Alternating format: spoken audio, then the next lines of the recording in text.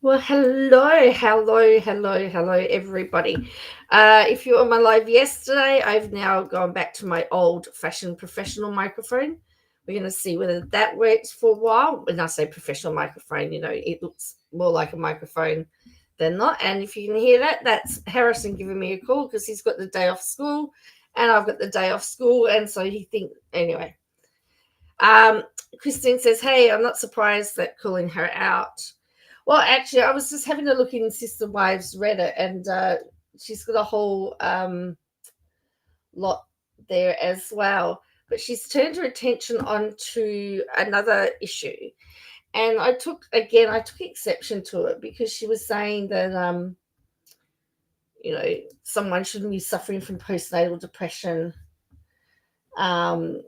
years after, but we know that postnatal depression can change into other types of depression.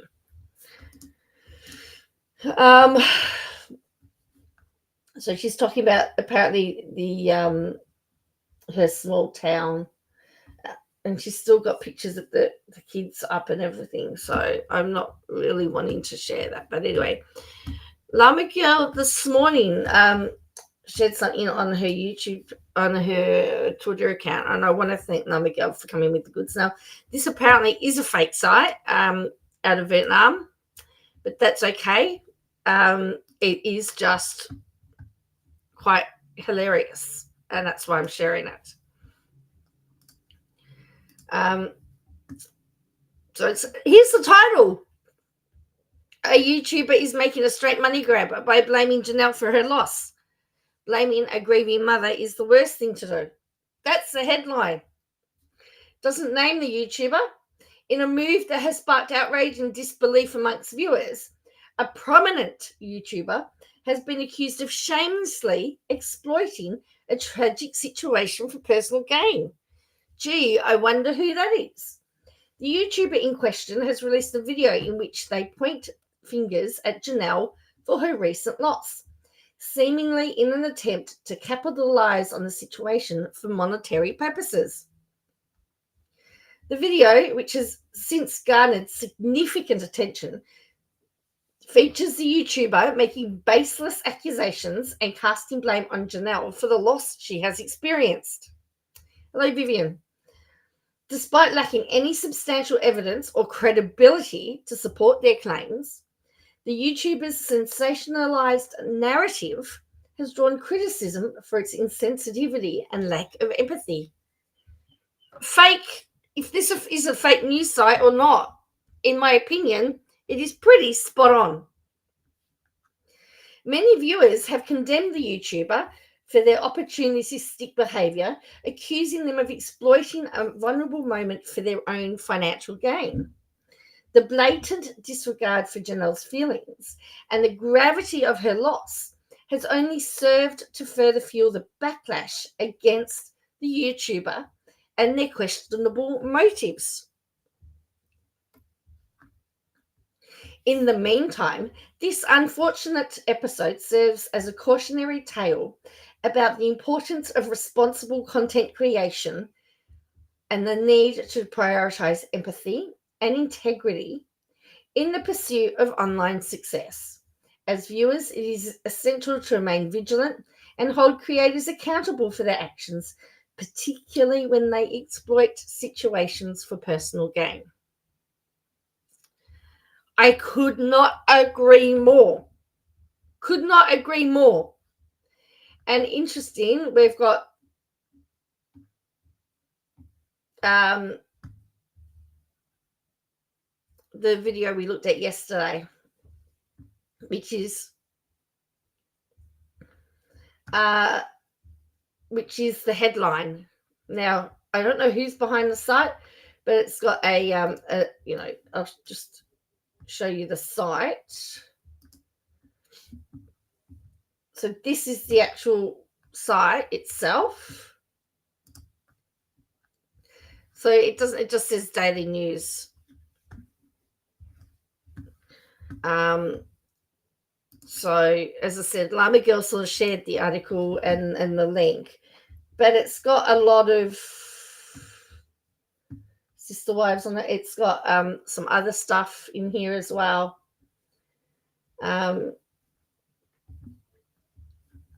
As I said, I don't know where it's come from. I don't know who's behind it, but somebody has called her out, and it just for me, it's that last line about being vigilant and making sure that we do our due diligence, and that content creators have a duty of care.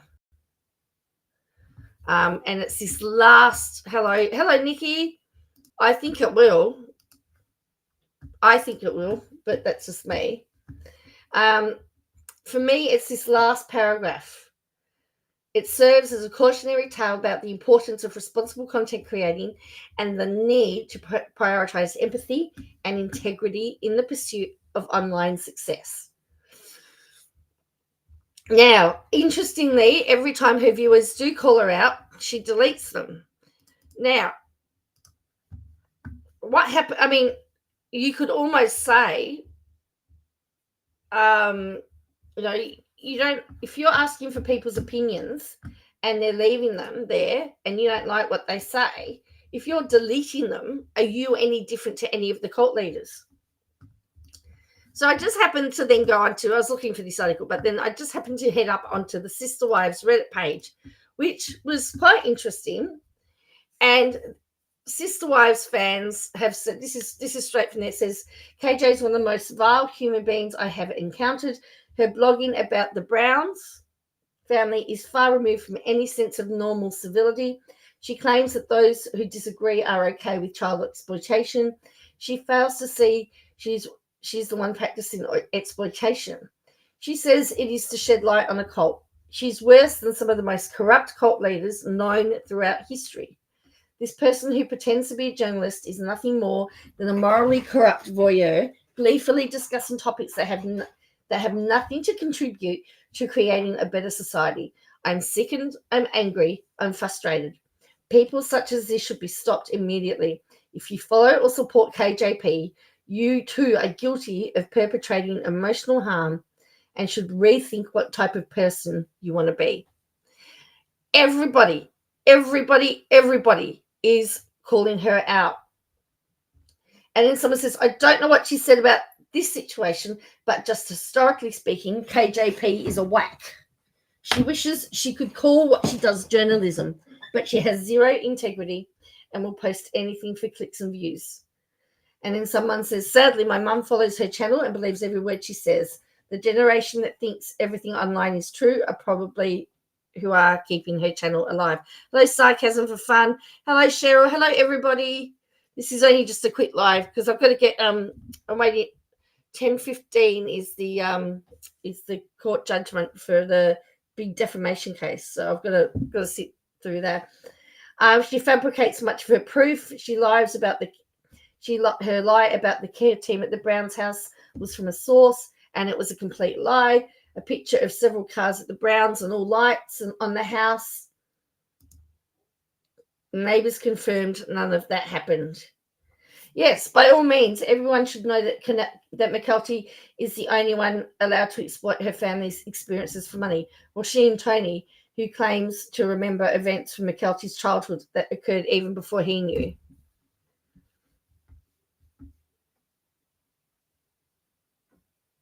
Oh, wow. Like when Mary privately reached out to McKelty, who then publicly discussed how she refused Mary's apology. I have never and will never respect McKelty and Charlotte Tony. I said what I said. I meant it.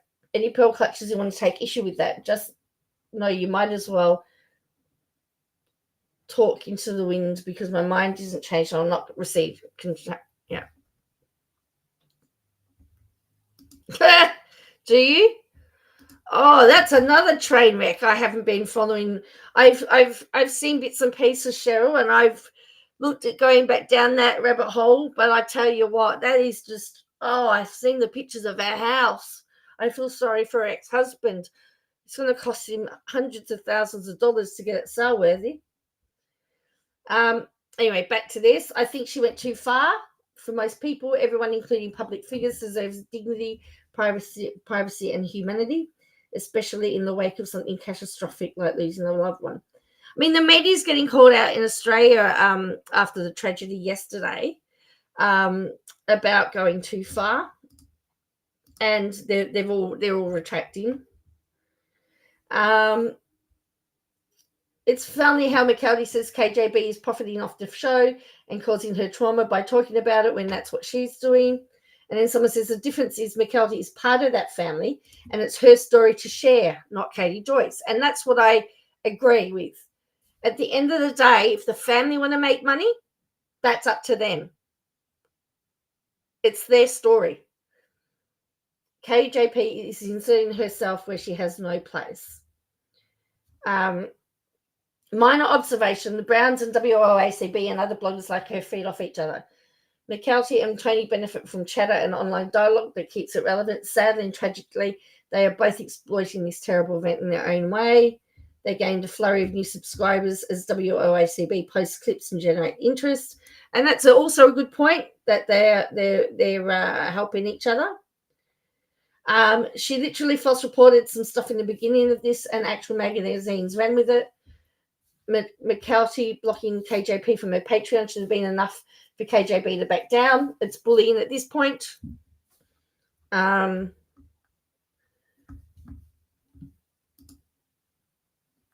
then someone said that they stopped watching when she victim blamed a child. So we've got the Sister Wives community. We know the Douglas community have blocked her. She's blocked from all of these communities. And I just find that it would seem that she's got her credibility in all of these communities. She has none.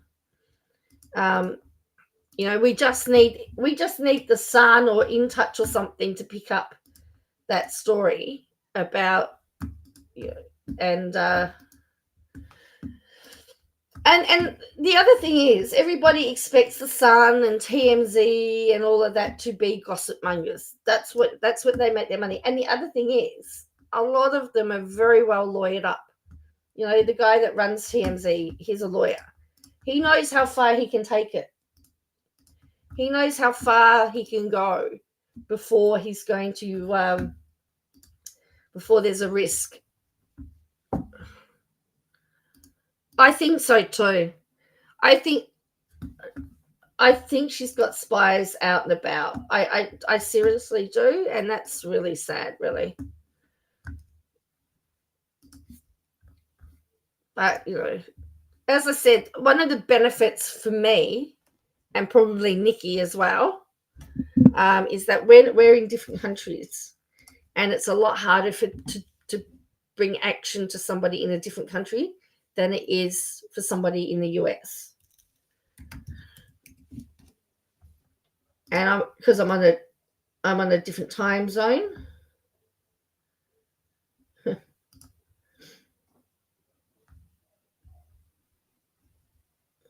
So the WIOACB Reddit have got this have grabbed this article as well, and that's created some buzz. Ballz and Llama Girl. The only part that she's going to latch onto is where she's called a prominent YouTuber, but that's a downgrade from journalist. Oh, she's going to be mad. The other thing was, did you notice in all of those police reports, if you watched Nene's video, did you notice that the part one time she was a blogger, another time she was a crime reporter, then another time she was a journalist, and then she was back to being a YouTube blogger, and then she was back to being all of these other things. And it was, the story can't be kept straight. That's right. There's another, oh yes, and somebody else has spoken out. Again, this is on the Reddit. Thank you to the Reddit. I did see this. This appeared in my feed. Watch this. Hey guys, this is Issues with Toddy One Skip. I am Toddy One Skip. Welcome back to my channel and thank you a lot. Content created across the line, but where is the line? Sorry, that is my nephew. Hang on. As always, for allowing me to be part of your day. Guys, we're creeping up on 4,000. 4,000. Anyway, some, I guess, photos, autopsy photos of content creators. And you've asked me things about, or shown me stuff about Zav Girl and what's the one with Katie Joy? What's the one with Katie Joy? What's the one with Katie Joy? So apparently Zav Girl had purchased some, I guess, photos, autopsy photos of, I think it was the Staunch case, where you know, a child was unalived horrifically, and then behind a paywall, you know, a membership, she released those photographs. However, she said, I didn't just release the photographs, I made a whole video about it, and I included the photographs in the video. And yes, you know, my members, that was a membership only video. So on YouTube, you know that there's people that KJ would know if I was bullying her, says Cheryl. I'm just going to move this up a bit because she does talk. I don't want to charge like memberships. And I started hearing the Paul Ferguson stuff, and I thought, how are people's death? But that, honestly, I know the fact that somebody's buying content. So I don't think that Zav Girl is doing anything wrong. And not only that, you know, if she says, hey, listen, I haven't seen the video she's talking about, but if she's saying, I put that video together and made a documentary on it, I don't see where she's exploiting anything, because she didn't go behind anybody's back to get something. She purchased something. She made a video with the contents of that. If you have an interest in seeing that gore, then pay to see it. It's not on her regular channel. And I guess if it was on her regular channel and it was blurred out, it would be okay. That's something that she's doing wrong. You know, maybe what, $5 a month, have said to me, what about Katie Joy and Beyond the Crystal Ball, or Once Upon the Crystal Ball? I did Once Upon a Crystal Ball. She won't like the fact, she will not like the fact that the name got wrong, right? She will hate it. honestly, I was a subscriber of hers because, as you guys know, I'm a Sister Wives fan. But she exploited the hell out of Garrison Brown's death. Exploited the hell out of it. And the woman that is calling her on her shit, I align myself with it. Is that Renelle? She's, or I don't, I think she comes from Australia, I want to say. She was doing a live earlier, and I was watching that live, and I don't know how much money Katie Joy has made off of Garrison Brown's death. But that, honestly, I know she donated $1,000, right? You can bet that she's made over $150,000. I guarantee you she's made over $300,000 off of. Wow, hey. She won't like, also won't like it that she won't also like it that Renelle got called out, as Renelle got mentioned. That young man's death. And what she's doing is vicious and cruel. She's going on family sites, getting information, and then spreading it on her site, but the information isn't always correct. She's doing something that is totally vicious and cruel. And you know, I'm not the moral police here. I can only say what I think is right and what I think is wrong. You know, true crime is something that somebody has done to somebody else. And I feel like, you know, when we're talking about that, we're talking about justice for the victims. You know, when because she interestingly, she actually has been labeling all her hashtags. She's been putting the hashtag true crime under all her Garrison videos, by the way, too.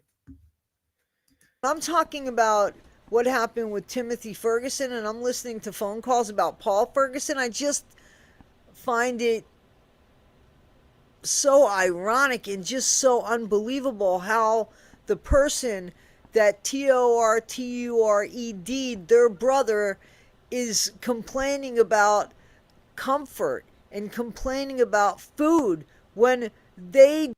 So anyway, that was her bit about Katie Joy. So that was Nene's video, which we talked about. So she says she's not blaming Janelle. And there's then Garrison's signs were glaring. Janelle knew he was struggling. So how can you not say you're not blaming? So yeah. So they've got all the receipts here, so you can also look at the Reddit as well. But everybody is calling her out, deflecting. That's the one that we.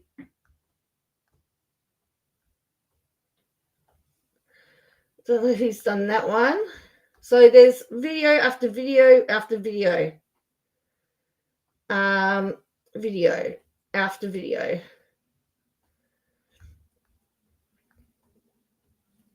Done with the vile creator leaking personal moments from Garrison's footage. So, yes, she is getting called out from every which way, and she is wearing it as a badge of honor. So she is wearing it with a badge of honor, and she thinks it's part of doing her job. Well, it's not doing her job.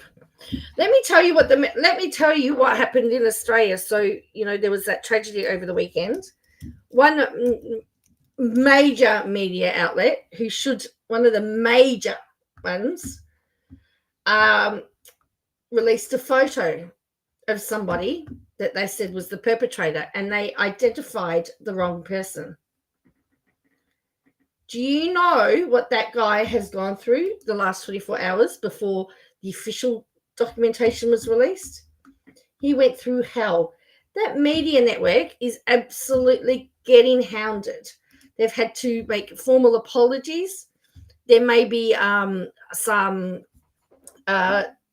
lawyers are now working with the guy that's been falsely accused to see what remedies can be taken in the court. There are serious consequences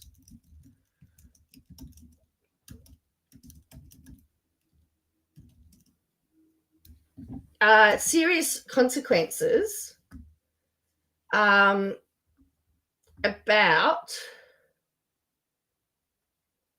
So essentially, an innocent man was labelled. Let me show you this. So this is why you need to be careful. And this is from a big media network that should know better. Let me just show you this. All right. Got the wrong guy. A Sydney uni student, wrongly named as the attacker. Okay. This is why facts matter. First-year student Ben Cohen, 20, said he was inundated with messages and social media friend requests after his picture went viral. He said he received thousands of messages.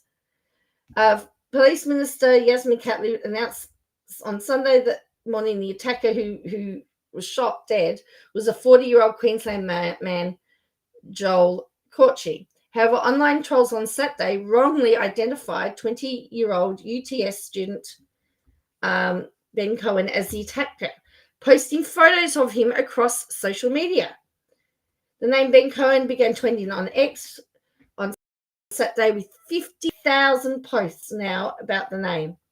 Speaking to news.com.au, Mr. Cohen said it had been a hectic night and morning. It's gone crazy. It looks like you've got the wrong guy. People don't think very too hard about what they're posting and how it may affect someone. It's very dangerous how people could make stuff up and destroy people's lives. He is a first-year computing student who lives with his parents in the eastern suburbs of Sydney. Mr. Cohen's dad, Mark, said the parents were freaked out by the case of mistaken identity and spent Sunday morning on the phone trying to get advice from police. I think they've gone for the first face that kind of looks the same and matches their own motives to what the story wants to be. They don't realize how much harm they can do. I've worked in tech my whole life. My wife is a teacher. We are just a normal family. The family said that they've been inundated with concerns. Everyone's asking what's going on. People even asking if it's true. Of course it's not true. He's just a normal kid who now has to deal with this. This is the consequence of jumping and trying to be the first and making big mistakes. Because everybody wanted to be able to reveal who it was first. And it's interesting because the parents saw the images on the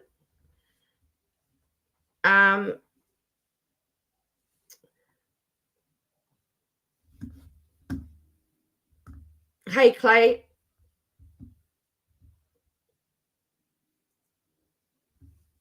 Yes. Yes, it was 7.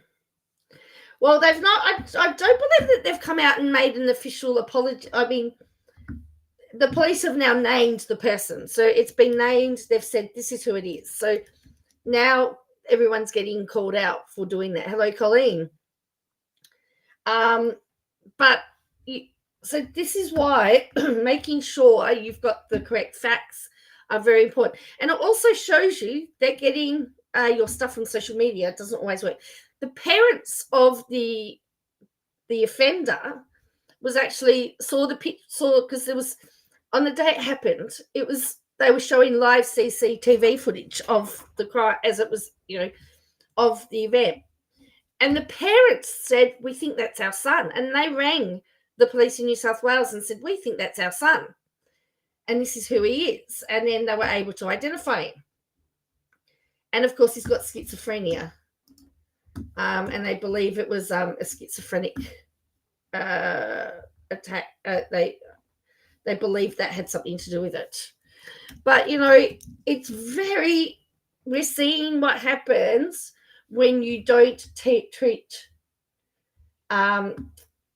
things seriously. And the other thing is,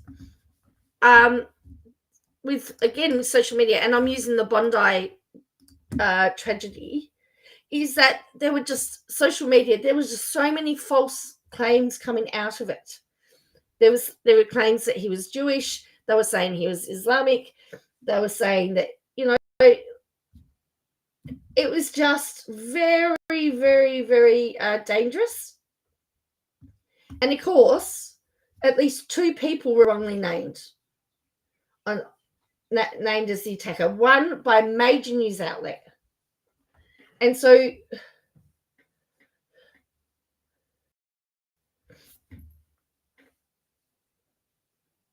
and then there was another a pro-Kremlin activist, was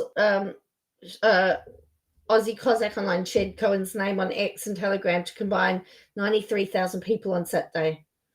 I was simply commenting on the fact that there were unconfirmed reports circulating, Burvak told Guardian from the Russian consulate in Sydney. At no time did I say it was fact. So, you know, it spread all over. It just spread. So this is why it is. A Seven spokesman said the network sincerely apologizes for the error. It was escalated immediately and rectified. Seven did not respond to the questions about the origin of its incorrect claim. Screenshots from Seven's website circulated, so-called proof of the perpetrators identified. So they have apologized, but you know, this is where we have to be ever so careful about jumping on things without having all the facts. And so for the allegations, well, I think that's also right, Colleen. I mean, Cheryl. I think you know the old saying: any publicity is bad publicity. Any publicity is good publicity. Yeah, I think so. So this is the guy did the stabbing.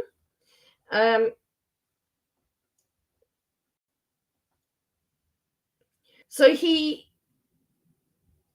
apparently had an itinerant lifestyle. He'd been diagnosed with a mental illness at 17. His last contact with his family was in March, and he would just periodically text his mother where she was. They have what motive they've got. They know nothing. It was just out of the blue. He was an odd and strange guy, apparently. He, hello, Shiga lover.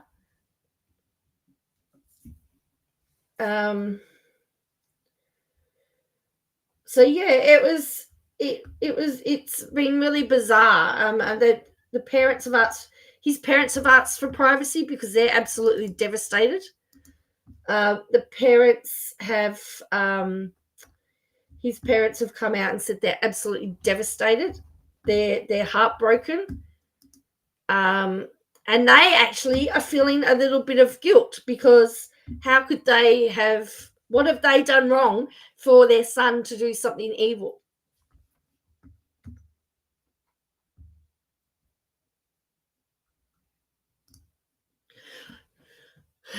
That's what is good. When she got called out by the black guy and in touch, they did not give her name. They sent no nosy Nellies to give her views. Correct.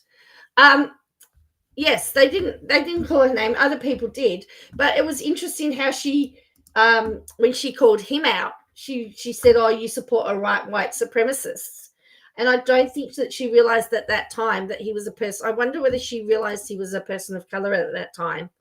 You know, because you don't call somebody. How can she call him? How can she call him? Oh, of course. But and the quote that she's quoted back at him was absolutely correct as well. Absolutely correct. So let's just have a look at her. I'm going to have to go in a minute because I've got to, as I said, I want to find out the judgment for this defamation case, which is, I'm really excited for. All right, so we've got this one. So this was where she says she deletes comments.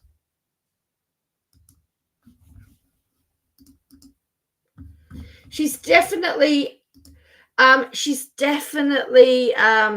the back foot because she's fighting anyone and everyone. She's arguing with everyone. She's doubling down on everything. And her arguments about not doing seeking sister wives because they're not Mormon in my opinion, are flawed, because I thought that she was against anti-polygamy. If you were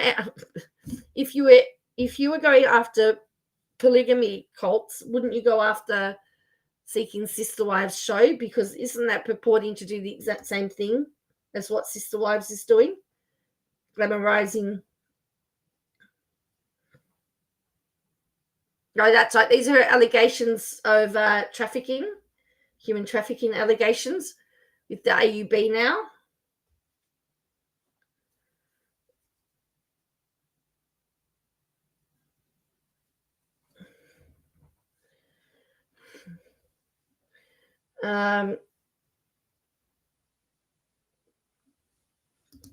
Two members of the AUB told me to their parents tell their children that they'd be better to die than to leave the church. I recently have learned of at least 5 unalivings of young men from the AUB in recent years. One of those men was Robbins Brown's younger brother, and another was Garrison Brown. And what? How? He was a third was the son of the man that created the AUB militia. Spencer died by suicide the day after the militia was exposed and exposing polygamy. Garrison Brown died on the same night as the AUB militia was exposed on secret. Hang on a minute. He was baptized in the LDS church. That's not the AUB.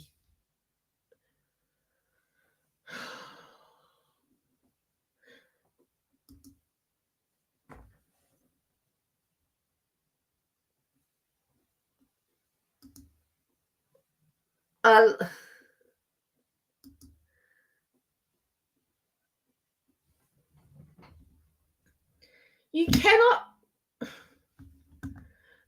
cannot put. It's like she's just shooting arrows, and one day, or she's throwing mud on the wall, and one day the mud will stick, or she hopes the mud will stick. I do not believe that any of the children are associated with the AUB. Now, I don't follow it very well, but I know that there was talk about him being baptized in the LDS church, because there was a photo of her.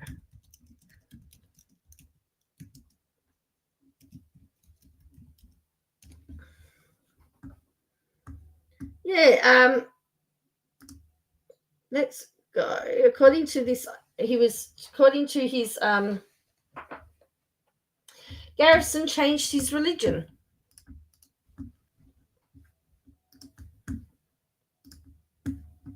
So this is from, I know that this is from Yahoo Entertainment, all right, but I'll show you other stuff.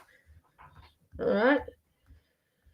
Says, here we go. 7 years in the making, can be more proud of Robert Brown for making one of the best decisions of your entire life. Congratulations on the baptism.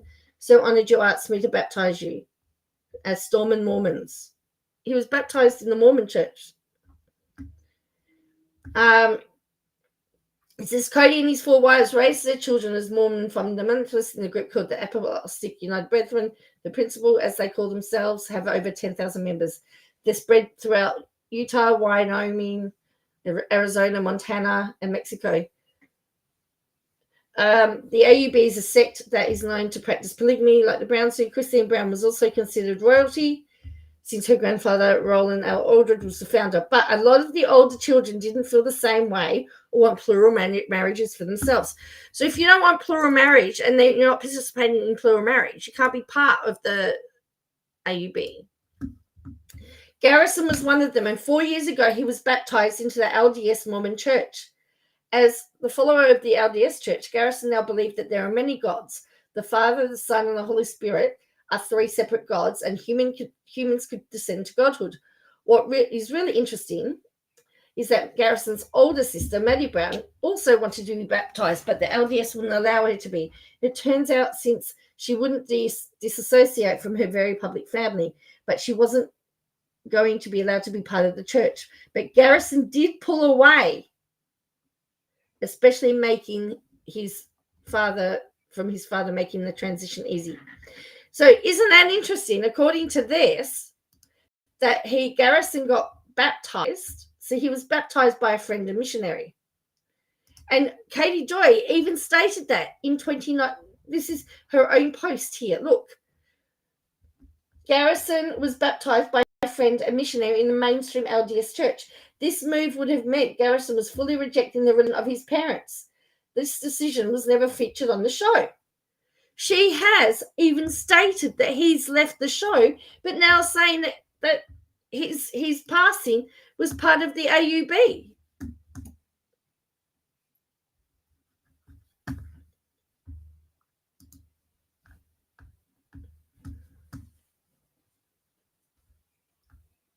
So I don't believe he ever was, no.